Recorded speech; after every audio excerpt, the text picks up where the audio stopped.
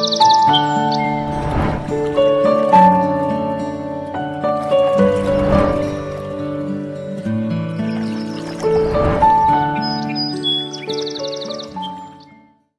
संप्रदाय के प्रवर्तक समर्थ सतगुरु श्री जगजीवन साहब के चरण कमल में सादर बंदगी करते हुए मैं सतनाम संप्रदाय के समस्त महंतों को सादर बंदगी करता हूं तथा आप सभी दर्शकों एवं भक्तों को सादर बंदगी करता हूं।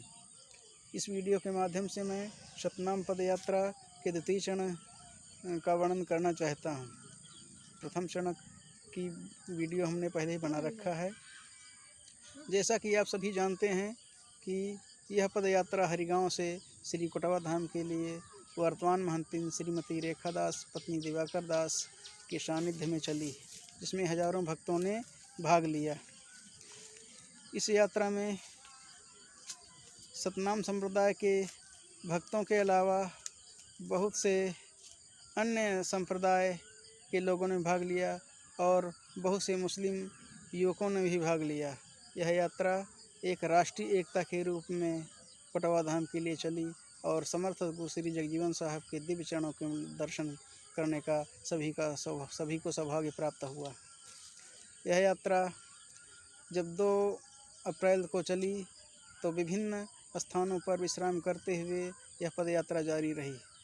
दिनांक 3 अप्रैल को यह यात्रा जरौली धाम में रुकी। वहां पर वर्तमान पीठाधीश श्री हनुमान दास जी के सानिध्य में विशाल भंडारे का आयोजन किया गया। सभी भक्तों को सभी प्रकार से सुविधाएं प्रदान की गई, किसी को कोई कष्ट नहीं हुआ। उसके पश्चात में जब यह यात्रा प्रातःकाल चली तो उत्तर प्रदेश सरकार के वर्तमान खाद्य रसद मंत्री श्री सतीश चंद्र शर्मा द्वारा महंतिन साहब को ध्वजा देकर यात्रा को रवाना किया गया।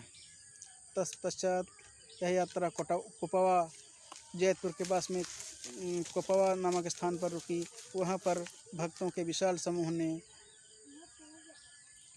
इस यात्रा में चल रहे भक्तों का स्वागत किया।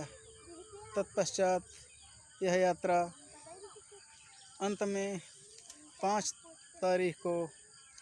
अप्रैल को 2023 को चतुर्थ पावा मदनापुर में दर्शन करने के पश्चात में जब हाईवे पर पहुंची तो वहां पर बाराबंकी के वर्तमान MLC श्री अंगद सिंह के द्वारा स्वागत किया गया।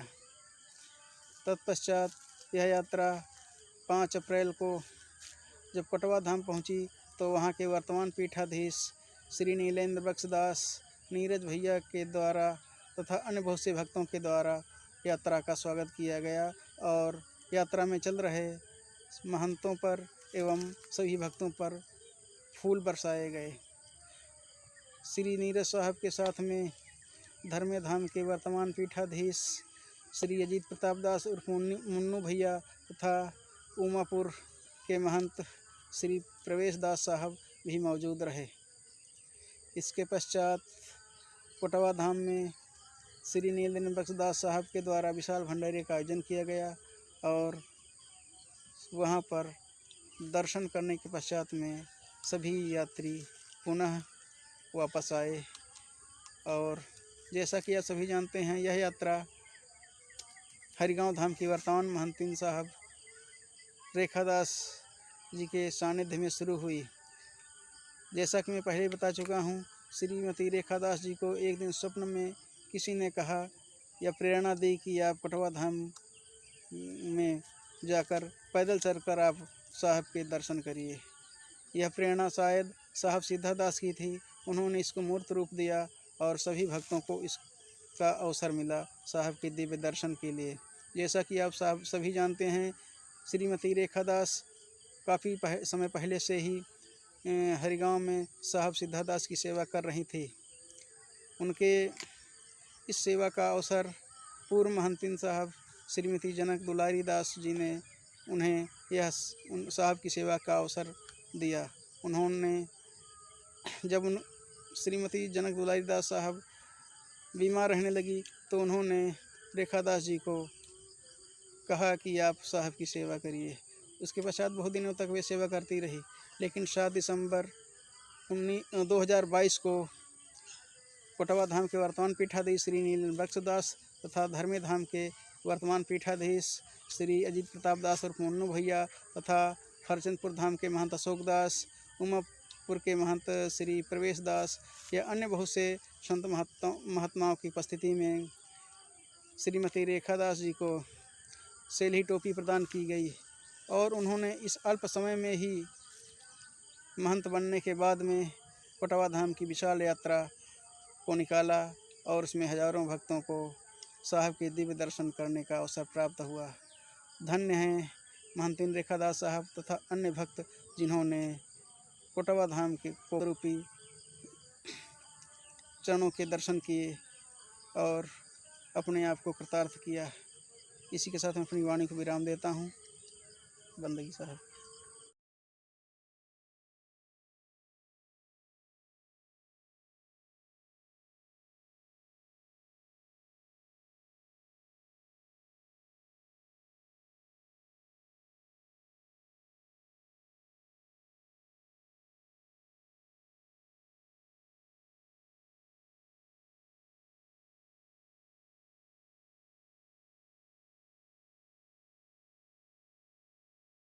जो है इस पदयात्रा में लगातार 5 दिन से इस रथ का निर्वहन कर रहे हैं। धीरे धीरे चलिए भैया। भैया अरे समय यात्रा पदयात्रा आप सभी लोग बैठाओ ना इनके। जिस तरह से 4 दिन से पदयात्रा कर रहे हैं वैसे निरंतर आप लोग साथ देते रहे। कोई भी भक्त रस्सी के उस पार नहीं जाएगा। हमारे भैया बीरू सिंह से हम निवेदन करते हैं कि आप व्यवस्था को जिस तरह से रोज देखते हैं उसी तरह देखते रहे। महांतीन सरकार की, बाबा सिद्धा दास की, कोटवा धाम की, 4 पावा 14 गद्दी की, बाबा सिद्धा दास की, कोटवा धाम।